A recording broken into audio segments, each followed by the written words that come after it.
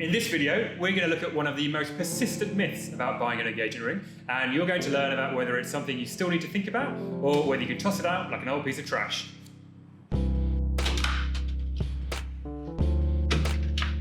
So, what are we talking about? It is the 2-month salary rule. And what does the rule say? It basically says that the person should spend 2 months of their hard-earned salary on their engagement ring. Now, there are 3 things that annoy me about this. First is maybe a little bit pernickety. It's that it's very ill-defined. Is it 2 months' salary before tax or after tax? Because for most people, it's quite a big difference. The second is that somewhere along the way, for some people, it seems to have morphed into 3 months' salary. So people are not sure which one to stick to.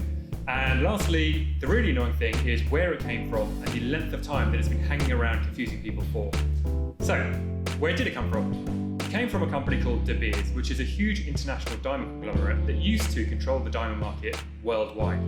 In the 1930s, De Beers ran an ad campaign with the tagline, "A diamond is forever." It was a really smart way to link the physical properties of the diamond with the idea of everlasting love. It was so successful that it even inspired a James Bond film title. Who are you? My name is Bond. James Bond. Before this ad campaign, diamonds weren't really associated with engagement rings at all.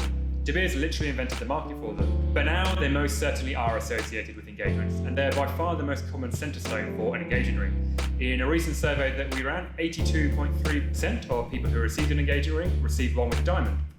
So it's fair to say that the De Beers campaign was pretty successful. But where did the 2-month salary thing come from? Well, again, it came from De Beers.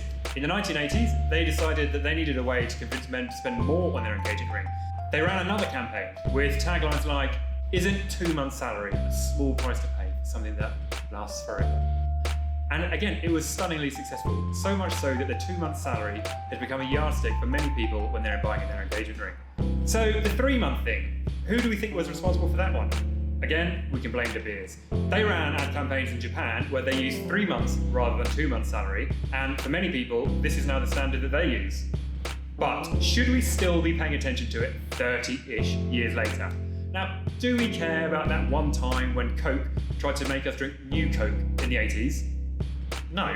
So why are we still paying attention to this one ad campaign that ran by this one company 30 years ago? The answer is we shouldn't. So let's all agree to forget about the 2-month or 3-month salary rule. It is rubbish.